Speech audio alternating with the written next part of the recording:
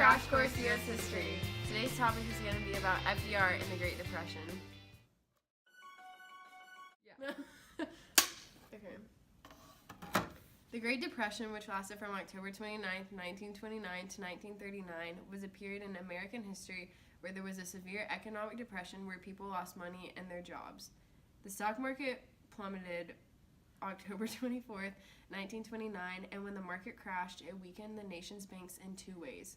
The banks had lent out billions of dollars to stock speculators, and many banks had invested depositors' money in the stock market hoping for high returns. When the stock market crashed, banks lost their money and the investments, and speculators defaulted on their loans. Basically, America lost $3 billion. However, the stock market crash wasn't the only cause of the Great Depression.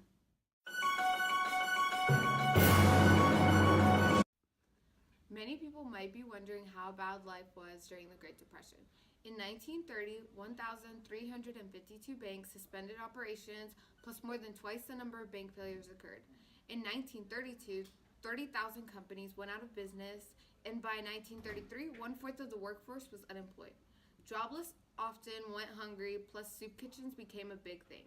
Many couldn't pay their house, rent, or mortgage, therefore many lost their homes. Many became homeless, plus started wandering, which is where the word hobo comes from. The Depression also caused many immigrants to return home to their native country. Also during the 1930s, an average of 50 dust storms hit the plains, causing suffocation for people, animals, and dying crops, which majorly affected farmers. Although the U.S. was in the Great Depression, many movies started to be created, plus became even more popular along with the radio. During this time, more than 60 million Americans went to the movies. Eleanor Roosevelt, distant niece of Theodore Roosevelt, was inaugurated on March 4th, 1933 during the Great Depression. FDR rose to power and wanted to help the United States. Roosevelt began his first 100 days of his presidency by closing all banks for several days until Congress could pass reform legislation. Also, during FDR's first 100 days, he created some of the most important programs, which were part of his New Deal, including the Agricultural Adjustment Administration, or known as the AAA, the Public Works Administration, which is known as the PWA, and more. These programs aimed at providing economic relief for the workers and creating jobs for the unemployed.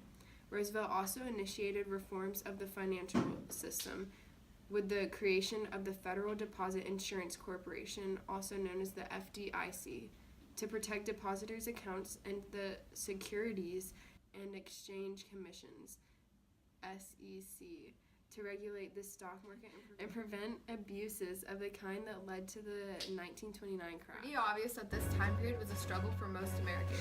However, with the help of FDR and his New Deal, there was a moment of relief.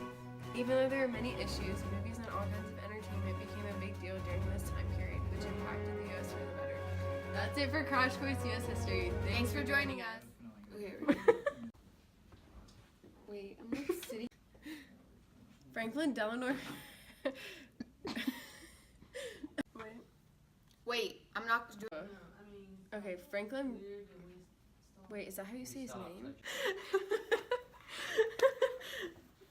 They literally were watching us.